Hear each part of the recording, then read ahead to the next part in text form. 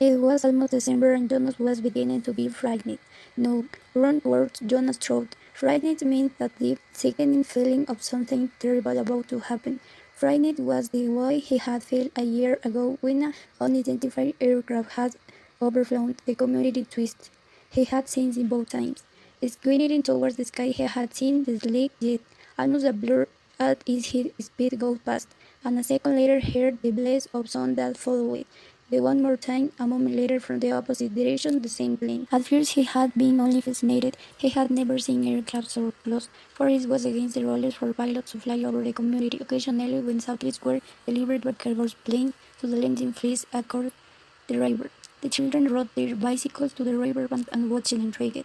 The unloading and then the takeoff directed to the west, always away from the community. But the aircraft a year ago had been different. It was not a squat, fat-built cargo plane but a needle-nosed single-pilot jet. Jonas, looking around anxiously, had seen others, adults as well as children, stopped what they were doing and waited, confused, for an explanation on the frightening event. Then all of the citizens had been ordered to go into the nearest building and stay there. Immediately the response box through the speakers his side, leave your bicycle where they are, instantly obedient till Jonas has dropped his bike on his side in the bed behind his family wheeling. He had run indoors and stayed there alone. His parents were both at work and his little sister Lily was at the child care center where she spent her after school hours. Looking through the front window, he had seen no people, none of the busy afternoon crowd of street clearance, landscaper workers, and fruit delivery people who usually populated the community at that time of day. He saw only the abandoned bikes here and there on their sides, and the turned wheel on one was still revolving slowly. He had been frightened then. The sense of his own community silent waiting had made his stomach turn. He had changed, but it had been nothing within minutes. The speakers had clicked again, and the voice resounding no one less urgent, had explained that pilot in training had misread his navigational instructions and made a wrong turn. Desperately, the pilot had been trying to make his way back before his error was noticed. Needless to say, he will be resilient. The voice he said, followed by silence. There has an ironic tone to the final message, as the respected phone is murmuring, and Jonas had smiled a little through a new watering statement it had been. For a contributing citizen to be resilient from the community was a final decision, a terrible punishment, an overwhelming statement of failure. Even the children were scolded if they asked to turn late at that place. Hearing at the teammate how messy the catch or scramble is a race, Jonas has done it on had shouted and his best friend.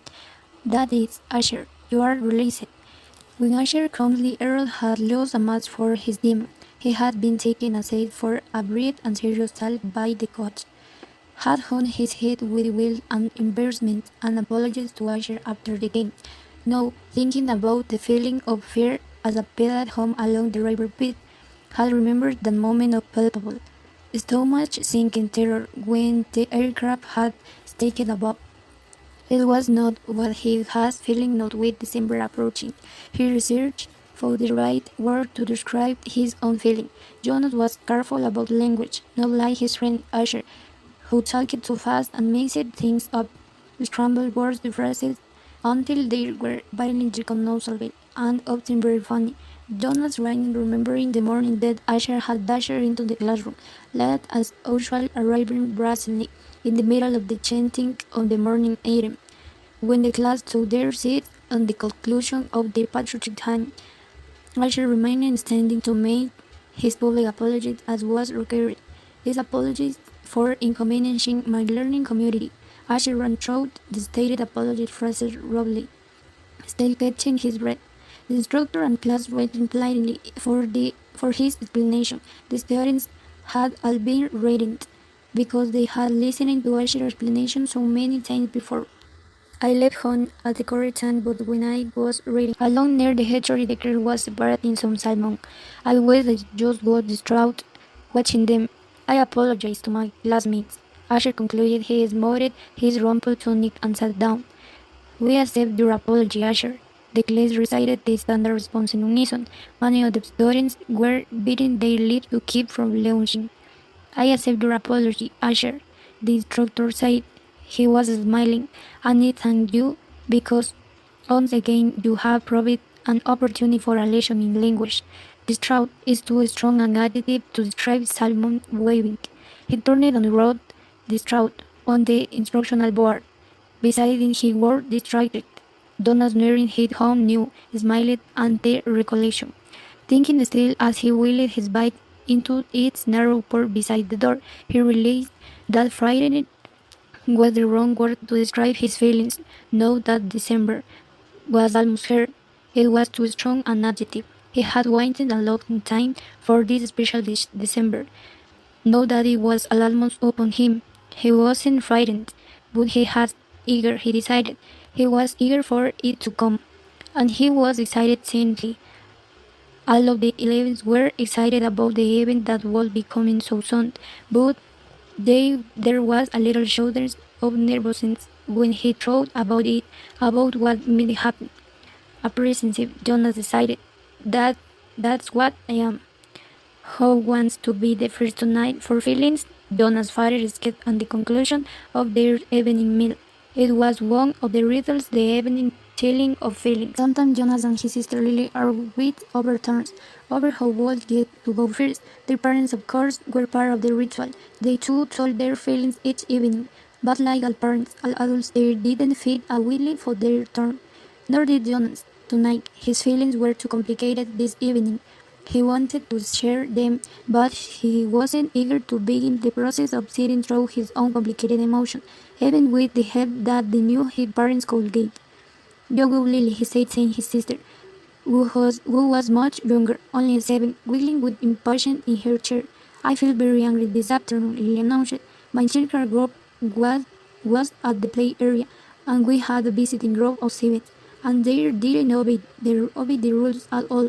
One of them, Amol, I don't know his name, kept going right to the front of the line for the sleigh, even though the rest of us were waiting.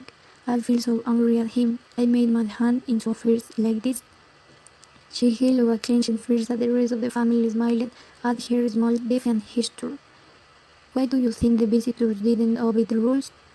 Mother asked. Lily considered and shook her head. "I don't know. They act like animals." Donna suggested. He laughed. "That's right," Lily said, laughing too. "Like animals." Neither child knew what the word meant exactly, but it was often used to describe someone uneducated or clumsy, someone who didn't fit in. "Where were the visitors from?" Father asked. Lily frowned, trying to remember. "Our leader told us when he made the welcome speech, but I can't remember. I guess I wasn't paying attention. It was from another community. They had to leave very early, and they had their midnight meal on the bus." Mother nodded. "Do you think it's possible that their rules may be different, and so they simply didn't know what your play area rules were?" Lily shouted and nodded. "I suppose. You visited other communities, haven't you?" Jonas asked. "My group has often." Lily nodded again. "When we were 6, we went and shared a world school date with a group of 6 in their community." "How didn't you feel when you were there?" Lily frowned. "I feel strange, because their methods were different. They were learning houses that my group hadn't learned yet, so Gate felt stupid." Father was listening with interest. "I'm thinking, Lily," he said, "about the boy who didn't obey the rules today. Do you think it's possible that he felt strange and stupid, being a new place with rules that he didn't know about?" Lily pondered that. "Yes," she said finally. "I feel a little sorry for him," Jonas said. "Even though I don't even know him, I feel sorry for anyone who is in a place where he feels strange and stupid." "How do you feel now, Lily?" Father asked, still angry. I guess not," Lily decided. "I guess I feel a little sorry for him. I'm sorry I made at first." She grinned. Jonas smiled back at his sister. Lily's feelings were always straightforward, simple, usually easy to resolve. He wished that his own had been too when he was a 7. He listened politely, though not very sensibly. When his father took his turn, describing a feeling of worry that he had that day at work, a concern about one of the new children who wasn't doing well. Jonas' father's title was nurturer. He and the other nurturers were responsible for the physical and emotional needs of every new child during their earliest life. It was a very important job, Jonas knew, but it wasn't one that interested him much. What Henry did, Lily asked. Mole, father said. He's a sweet little mole with a lovely disposition, but he isn't growing a fat, as he showed, and he doesn't sleep soundly. We have him in the extra care section for supplementary nurturing, but the committee is beginning to talk about releasing him. Oh no, Mother murmured sympathetically. I know how sad that must make you feel. Jonas and Lily both nodded sympathically as well. Release of new children was always said, because they hadn't had a chance to enjoy life within the community yet, and they had done anything wrong. There were only two occasions of release which were not punishment: release of the elderly, which was a time of celebration for a life when a fully lived, and release of a new child, which always brought a sense of what could we have done. This was especially troubling for the nurturers, like father, who felt they had failed somehow. But it happens very rarely. Well, father said, I'm going to keep trying. I may ask the committee for permission to bring him here at night if you don't mind. You know what the new creed nurturers are like. I think this little dude needs something extra. Of course, Mother sighed and Jonas and Lynn nodded. They had heard father complain about the nitrate before. It was Lizzie's job, nitrate nurturing, assigned to those who lacked the interested or skills or instincts were the more vital jobs of daytime chores. Most of the people on the nitrate had not even been given spouses because they lacked somehow the essential capacity to connect to others, which was required for the creation of a family unit. Maybe we could even keep him. Lily suggested, sweetly trying to look innocent. The look was fake. Jonas knew the lad knew Lily. Mother remembered her smiling. You know the rules. Two children, one male, one female. To each family unit it was written very clearly in the rules. Lily giggled. Well, she said, I thought maybe just this once. His mother, who held a prominent position at the Department of Justice, talked about for feelings. Today a repeat offender had been brought before her, someone who had broken the rules before, someone who she hoped had been adequately and fairly punished, and who had been restored to his place, to his job, his home, his family unit. To see him brought before her a second time caused her overwhelming feelings of frustration and anger, and even guilt that she hadn't made a difference in his life. I feel frightened too for him, she confessed. You know that there's no dear chance. The rule says that if there's a dear transgression, his simple has to be released. Jonas shivered. He knew it happened. There was even a boy in his group for 11 whose father had been released years before. No one even mentioned it. This race was unspeakable. It was hard to imagine it. Lily stood up and went to the mother. She stroked her mother's arm. For him, placed at the table, father reached over and took her hand. Jonas reached for the other. One by one, they confirmed her. Soon she smiled, taking them, and murmured that she felt shouted. The ritual continued. Jonas, father asked, you are late tonight? Jonas said it. This evening he almost would have preferred to keep his feelings hidden, but it was of course against the rules, and feeling a principle. He confessed, glad that the appropriate grave word had finally come to him. Why is that, son?